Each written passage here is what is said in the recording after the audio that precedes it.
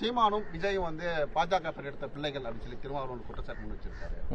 சரி, அண்ணன் திருமா மீது வந்து நாங்கள் ரொம்ப அதிக நம்பிக்கை, இப்போ ஒரு மரியாதை உள்ளவர்கள் நான் நிறைய தடவை அவர் வந்து சின்ன வயசுலேருந்து பார்த்துருக்கோம். அண்ணன் திருமா வந்து ஒரு பெரிய போராளியாக தன்னுடைய கட்சியை ஆரம்பித்தால், இயக்கத்தை ஆரம்பித்தார். அவர் வந்து நேற்று பேசுனதை நானும் பார்த்தேன். அவர் வந்து திமுகவை அழிக்க பார்க்கிறார்கள் சொல்றாரு. இவர் திமுகவை அழிப்பதற்காக மக்கள் நல கூட்டணின்னு ஒரு கூட்டணியே வச்சு திமுகவை அழிக்க மிகப்பெரிய ஒரு கூட்டணியை உருவாக்கியவர் அண்ணன் திருமா அவர்கள் தான்.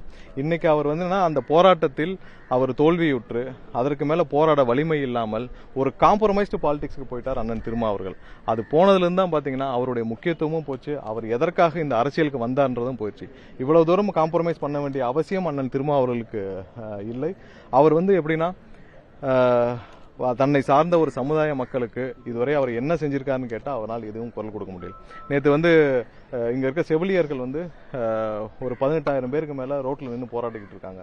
அதுல அவருடைய பட்டியலின சமுதாயத்தை சேர்ந்த அவர் யாருக்காக இந்த அரசியலுக்கு வந்தாரோ அதுல சமுதாயத்தை சேர்ந்த ஒரு 5,000-6,000 பேர் இருப்பாங்களா, அவங்களுக்காக குரல் கொடுத்திருக்க வேண்டிய அண்ணன் திருமா அவர்கள் இப்ப அரசு ஊழியர்கள், ஆசிரியர்கள் பணி நியமனம் கேட்டு இதுவரை டெட் எக்ஸாம்லாம் பாஸ் பண்ணி ஒரு 25,000 பேர் காத்துக்கிட்டு இருக்காங்க. அதுல ஒரு 7-8,000 பேர் இருக்க மாட்டாங்களா பட்டியலினத்தை சேர்ந்தவர்கள்? அவர்களுக்காக குரல் கொடுக்க வேண்டிய அண்ணன் திருமா அவர்கள் இதுவரைக்கும் இந்த அரசாங்கத்தால் பாதிக்கப்பட்ட எந்த சமுதாய பட்டியலின சமுதாய மக்களுக்காகவும் குரல் கொடுக்காத அண்ணன் திருமா அவர்கள் இன்று எங்களுடைய தலைவர் திமுகவை பற்றி பேசினால், திமுக தீய சக்தி என்று சொன்னால் அதற்காக திமுகவிற்காக வந்து குரல் கொடுப்பது மிகவே வருத்தமான செய்தி. அவர் என்று திமுகவில் சேர்ந்து திமுக மாவட்ட செயலாளர் செய்ய வேண்டிய வேலையை செய்து கொண்டிருக்கிறாரோ அன்றே அவர் வந்து ஒரு காம்ப்ரமைஸ்டு பாலிடிக்ஸ்க்காக அவர் இருக்கிறதை வைத்து வாழ்ந்து கொள்ளலாம் என்ற ஒரு முடிவுக்கு வந்து திமுகவின் மாவட்ட செயலாளர் போர் ஆகிவிட்டார். அது உள்ளபடியே ஒரு வருத்தமான நிகழ்வாக இருக்கிறது.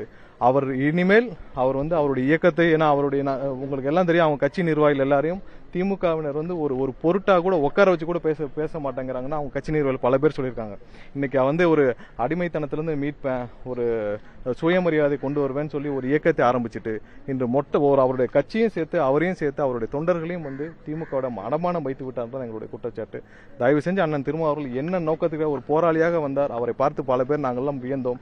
இந்த அவருடைய குறிக்கோள் மாறி ஒரு விடுதலை சிறுத்தைகள்னு இருந்தவர் வந்து இன்னைக்கு திமுக ஏவி விட்டு பாயும் ஒரு பூனையாக இருக்கிறார் என்பது வருத்தமான செய்தி.